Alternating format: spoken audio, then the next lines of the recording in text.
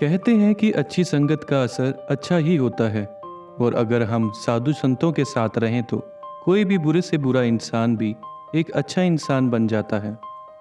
एक बार महात्मा बुद्ध अपने कुछ शिष्यों के साथ घूमते घूमते विशाली राज्य में आ गए। उनका वहां पे कुछ दिन रहने का विचार था। वैशाली नगर उस समय अपने आप में बहुत चर्चित नगर हुआ करता था। उनमें से अम्रपाली की खूबसूरती भी एक चर्चा का विषय हुआ करती थी। कहते हैं कि अम्रपाली अत्यंत सुंदर स्त्री हुआ करती थी। यह भी कहा जाता है कि कोई उसको एक झलक देख लेता तो मंत्रमुग्ध हो जाता। अपनी इसी खूबसूरती की वजह से उसको एक नगरवधू का जीवन यापन करना पड़ा। लेकिन कहते हैं ना, बदलने के लिए एक पल ही काफी होता है। तो वही अम्रपाली के साथ हुआ। जीवन के अंतिम समय में ऐसा ही कुछ पड़ाव आया। फिर वो बुद्ध की शरण में चली गई। रोज की तरह अम्रपाली अपने कक्ष में आराम कर रही थी। तभी उसने एक आवाज सुनी। यह आवाज उसको सुकून और शांति दे रही थी और वह खुद को रोक न सकी। सीधा अपने घर के द्वार पर चली गई। उसने देखा कि द्वार पर एक भिक्षु भिक्षा मांगने के लिए आया था। तो भिक्षु को देखते रह गई। वह कोई और नहीं, खुद बुद्ध थे। उनका चरित्र ऐसा प्रभावशाली लगा कि वह उनसे प्रभावित हुए बिना नहीं रह सकी। आज तक उसने बड़े से बड़े सम्राटों को देखा, बहुत से आकर्षित आदमियों को देखा, पर ये सब में से अलग थे। ऐसे व्यतीत हो रहा था कि इनमें कुछ खास बात थी, कोई आकर्षण था जो उनको सबसे अलग करता था। अम्रपाली ने बुद्ध और कुछ और भिक्षुओं को भिक्षा दी। फिर वह सब वहां से चले गए। बुद्ध के साथ उस समय और भी भिक्षु भिक्षा मांग रहे थे। उन सबको यकीन नहीं हुआ था कि वो लोग भिक्षा के लिए अम्रपाली की चौखट पर गए थे। अम्रपाली को सब हीन भावना से देखते थे, क्योंकि वह एक नगरवधू थी। बुद्ध के जाने के बाद अम्रपाली काफी समय तक बुद्ध के बारे में सोचती रही। उसने आज तक कभी भी ऐसा प्रभावशाली व्यक्तित्व वाला इंसान नहीं देखा था। उसका मन व्याकुल हुआ।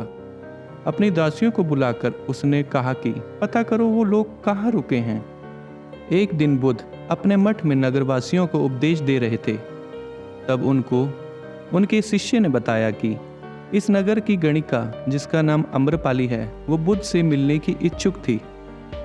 जब महात्मा बुद्ध उससे मिलने गए तो उन्होंने उसको पहचान लिया। वह महात्मा बुद्ध को अपने घर भोजन के लिए आमंत्रित करने के लिए आई थी। उसके प्रेम भाव और विनती को देखकर बुद्ध मना नहीं कर सके। जब यह बात मठ में और शिष्यों को पता चली कि महात्मा बुद्ध ने एक गणिका का आमंत्रण स्वीकार किया है तो कानाफूसी होने लगी और सबने बुद्ध को वहां ना जाने का आग्रह किया। महात्मा बुद्ध ने अपने शिष्यों को प्यार से कहा, मैंने तो केवल और केवल उसमें एक प्रेम भावना और करुणा देखी। उसने जिस प्रेम भावना से मुझे बुलाया और विनती की, वह बिल्कुल पवित्र और पाक थी।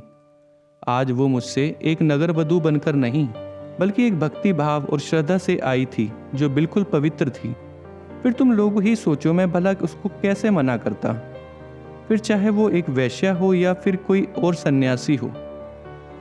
अम्रपाली अपने घर में बुद्ध के आने की राह बेचैन होकर देख रही थी। उसको अपने मन में रह रहकर ये विचार भी आ रहा था कि कहीं बुद्ध उसके घर ना आए। उसके ये लग रहा था कि इतने बड़े सन्यासी भला एक वैश्या के बुलाने पर उसके घर पर भोजन क्यों करेंगे। वह बार बार अपने घर के द्वार को देख रही थी।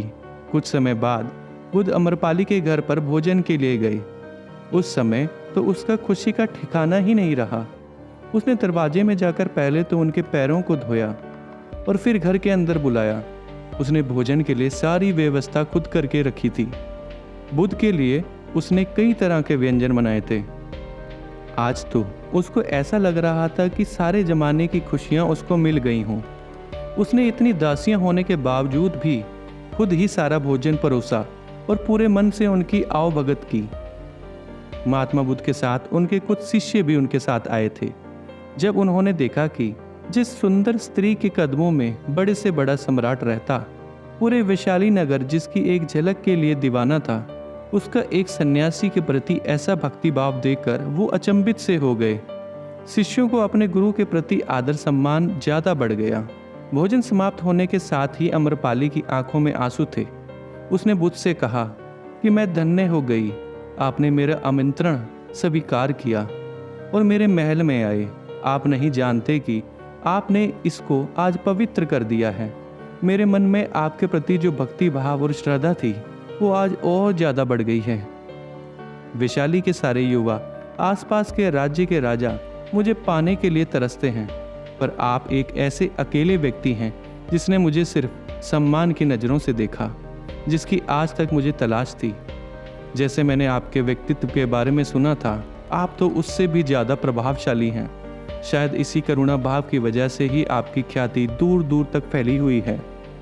अब मैं आपसे सिर्फ एक चीज़ चाहती हूँ, मुझ अभागी को भी आप अपनी शरण में ले लीजिए। मैं भी एक भिक्षुण बनना चाहती हूँ। और इसके बाद अम्रपाली ने भिक्षुणी बनकर पूरा जीवन यापन किया। दोस्तों, माना जाता है कि अम्रपाली पहली महिला बौद्ध भिक्षुण बनी थी, जिसके बाद अन्य महिलाएं बनी। दोस्तों, मैं आशा करता हूँ ये कहानी आपको अच्छी लगी होगी। अगर ये कहानी आपको अच्छी लगी है तो हमारे चैनल को सब्सक्राइब करें, इस वीडियो को लाइक करें और इस वीडियो को अपने दोस्तों तक जरूर शेयर करें। धन्यवाद। जय हिंद।